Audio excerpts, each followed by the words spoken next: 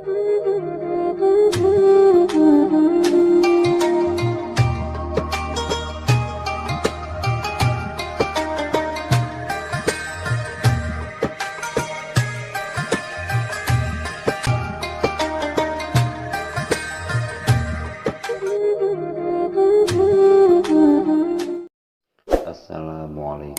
warahmatullahi wabarakatuh.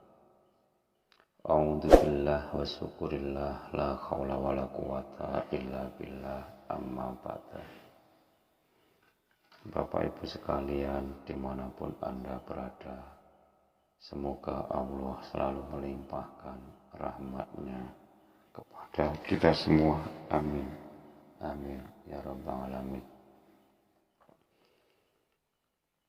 Dalam kesempatan ini saya akan meneruskan yaitu tentang sholat ma'rifat, di mana yang kemarin kita sudah bahas masalah takbiratul ihram yang ada di dalam sholat. Nah ini pada malam hari ini ya, ini tengah malam,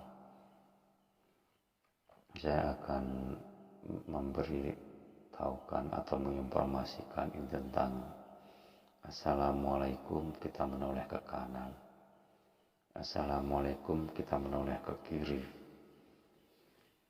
Dan artinya Assalamualaikum warahmatullah, itu kan kita mendoakan kepada teman-teman yang lain yang ada di kanan kita, ada di kiri kita, itu supaya selamat.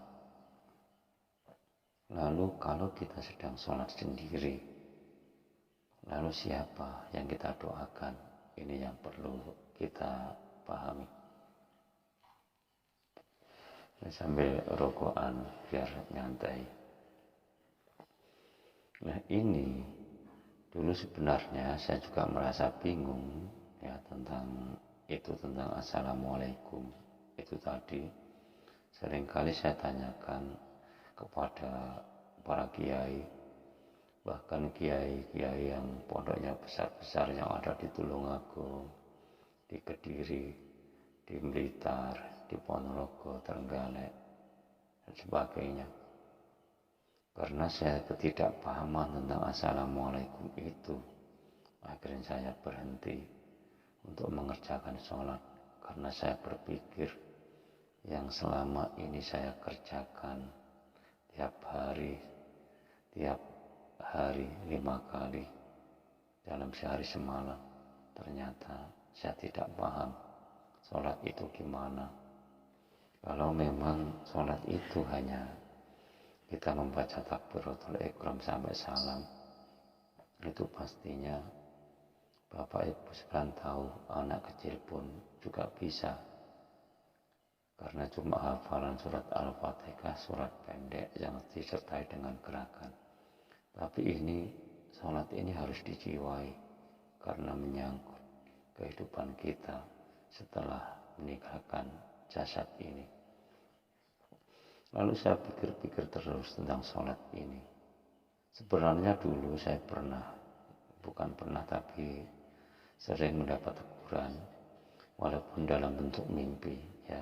Ini cerita saya sering itu bermimpi didatangi oleh kiai besar yang ada di Kediri. Beliaunya sudah wafat pada waktu itu, yang namanya adalah Gusmi dari Pondok Ploso Kediri, pondok yang sangat besar, santrinya beribu-ribu di sana. Beliau datang di dalam mimpi saya, itu mengingatkan saya, menyuruh saya untuk sholat. Padahal sebelum itu ya, pada waktu itu saya sudah melakukan sholat setiap hari seperti yang dilakukan orang lain. Lalu setelah seminggu kemudian beliaunya datang lagi ya, juga lewat mimpi karena beliaunya sudah wafat. Itu sama, yaitu menyuruh saya untuk bersolat. Seminggu kemudian datang lagi ya, katanya sholat saya belum benar. Dan seperti itu saya pikir-pikir dalam hati saya, di dalam pikiran saya selalu mikir, apa yang kurang sebenarnya di dalam diri saya tentang sholat ini. Apa memang sholat ini memang rumit, serumit ini sehingga saya kerjakan seperti orang lain oleh aulia besar yang ada di Jawa Timur, khususnya yang di Kediri. Mungkin Bapak-Bapak sekalian kalau orang Jawa tentunya sudah mendengar Gusmi itu siapa. Kenyataannya sholat saya tetaplah tidak benar atau kurang. Lalu saya mikir-mikir, dan sejak saya bermimpi yang ketiga kali itu, saya memutuskan untuk berhenti sholat. Karena apa? Karena saya mikir, kenapa yang saya tidak bisa, tidak paham saya kerjakan.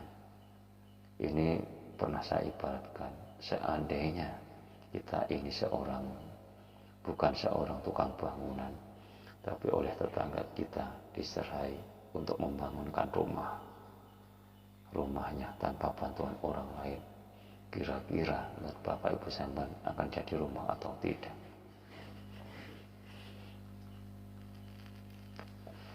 Pastinya tidak akan jadi garapan. Maaf Bapak Ibu sekalian, ini sambil ngodak-ngadik laptop. Setelah itu mendapat teguran dari Gusmi itu, akhirnya saya berhenti sholat. Itu nyampe kurang lebih 2 tahun. Ini pengalaman saya pribadi. Mungkin ya percaya silakan, tidak percaya tidak masalah. Tapi kenyataannya seperti ini. Lalu saya pikir setiap kali saya mikir tambah kepala ini tambah pusing, dan seterusnya. Lalu ketemu. Saya mikir, saya mencari buku sholatan. Saya baca kalimatnya, lalu saya baca artinya di dalam bahasa Indonesia. Dan yang terakhir itu ada bacaan Assalamualaikum warahmatullahi, kita menoleh ke kanan. Assalamualaikum warahmatullahi, kita menoleh ke kiri. Saya mikir, Assalamualaikum warahmatullahi, itu kan kita mendoakan kepada yang lain supaya selamat. Lalu kalau kita sedang sholat sendiri, itu siapa yang kita doakan supaya selamat? Ini yang membingungkan pikiran saya. Lalu setiap hari setiap hari saya pergi ke pondok-pondok besar. Saya langsung menemui kiainya, tanya masalah Assalamualaikum tadi. Saya terus tanya masalah Assalamualaikum menoleh ke kanan ke kiri tadi. Tapi beliaunya rata-rata para kiai menjawabnya sama, yaitu cuma gini jawabnya, ya begitulah tuntunan dari Kanjeng Nabi. Begitulah tuntunan dari Kanjeng Nabi Muhammad SAW. Mendapat jawaban seperti itu, hati saya berontak. Saya marah-marah walaupun tidak berani mengungkapkan. Ini pernah ada satu kiai, ini tidak jauh dari rumah saya, kurang lebih 5 km. Saya datang ke rumahnya. Di pondoknya santri juga banyak di luar. Saya langsung masuk menemui kiainya. Saya tanya juga masalah Assalamualaikum tadi. Ternyata beliaunya malah marah-marah kepada saya. Dia mengebrak mejanya sampai saya kaget dan sebagainya. Dia marah-marah. Lalu karena dia marah-marah, saya juga emosi. Saya keluarkan kata-kata yang kurang baik padanya.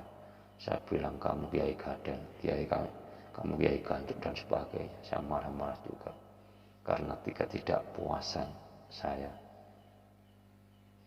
Lalu pada suatu saat saya kena karma atau gimana, saya tidak tahu. Ternyata beberapa hari kemudian gigi saya ini sakitnya luar biasa. Saya berobat ke dokter beberapa kali, sembuh cuma sebentar.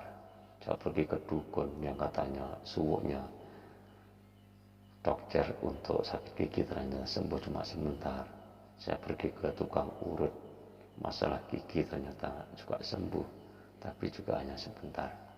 Sampai obat saya, Ponstan, setelan dan sebagainya, sampai menumpuk setengah toples. Ini sangat banyak sekali. Nah ini sakit gigi ini berjalan sampai 6 bulan.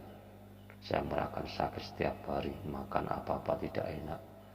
Akan tetapi saya terus berkeliling untuk menemui kiai-kiai dan kiai untuk menanyakan masalah assalamualaikum warahmatullahi itu tadi. Dan akhirnya tetaplah tidak ketemu. Lalu saya merasa putus asa, entah ini hidayah, entah ini apa, tapi tidak disangka-sangka. Besoknya ketika saya sudah putuskan tidak bertanya lagi kepada kiai sana-sana, teman saya datang, dipijatlah pundak saya. Akhirnya gigi saya sembuh. Tapi dia bilang gini, bro, kalau gigi kamu nanti sore masih kumat, kita pergi ke kiai saya saja. Dia bilang begitu. Akhirnya memang setelah tengah hari gigi saya kumat sakit lagi. Saya digandeng pakai sepeda motor ke rumah kiainya. Akhirnya perkenalan. Setelah ngomong-ngomong sampai kiainya tanya, kenapa lo Pak Mustafa? Saya jawab, saya sedang sakit gigi mbah. Sampai sekarang saya memanggil beliaunya tetap mbah. Padahal orang lain memanggil beliaunya kiai, tetapi saya tetap mbah karena saya ingin menjaga keakraban di antara saya dengan beliaunya.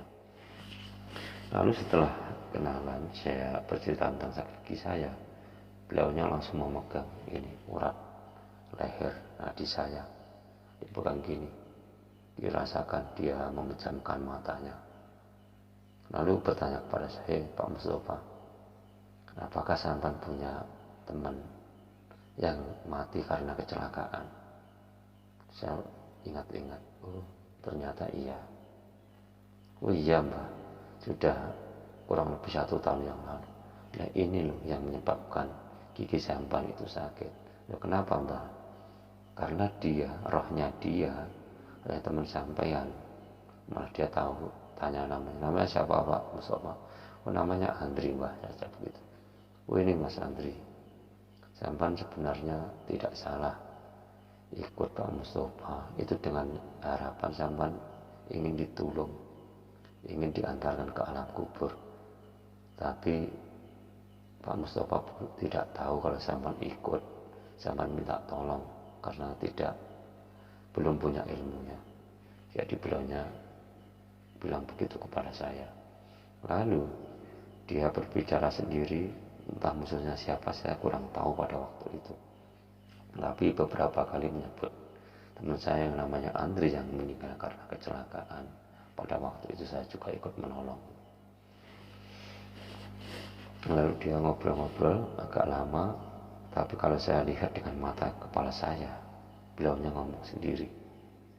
Lalu setelah gigi saya sembuh, beliaunya bilang kepada saya, ya Pak Mustafa, ini tadi Mas Andri sudah saya antarkan ke alam kubur, gigi saya sembuh sampai sekarang.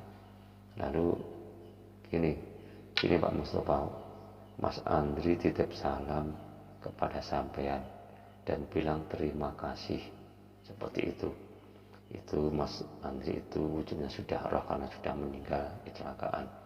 Alhamdulillah sampai sekarang gigi saya sembuh, yang sakit itu tidak pernah kambuh lagi sampai sekarang. Lalu setelah itu gigi saya sembuh, saya istilahnya guyonan dengan Mbah Kiai itu. Saya tanya masalah sholat.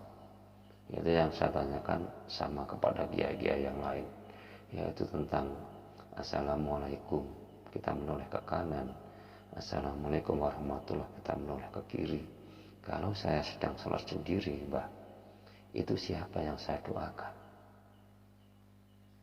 Beliaunya menjawab, gini loh Pak Mustafa, sebenarnya para kiai yang saya tanya itu mungkin memang tidak tahu ilmunya, atau mungkin memang punya ilmunya tapi pelit untuk diberikan kepada orang lain. Dia menjawab begitu. Saya tanya lagi, lalu gimana mbah jawabannya?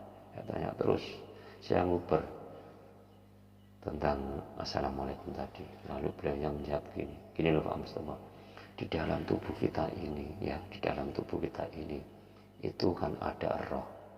Roh itu jumlahnya 7. Yang pertama adalah roh kudus yang ada di otak kita atau di kepala kita. Yang lainnya ada di mata, di hidung, di kaki, di tangan. Itu ada roh mani, roh jasmani, roh hewani, roh rabbani, roh nurani.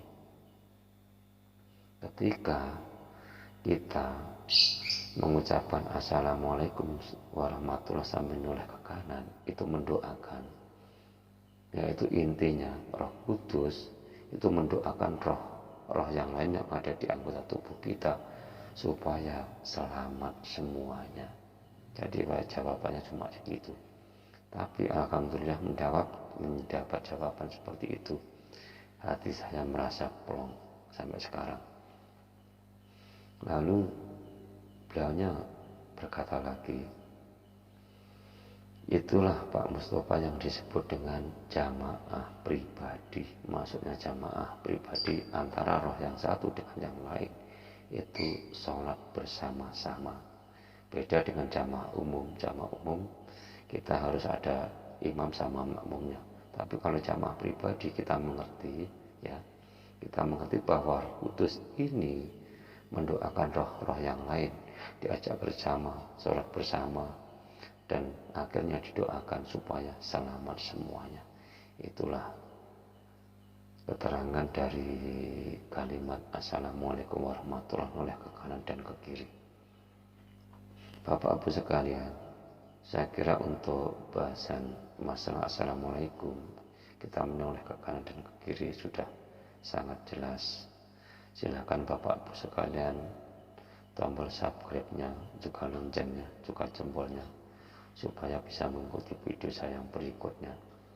Dan video yang berikutnya kita akan membahas masih seputar rohani.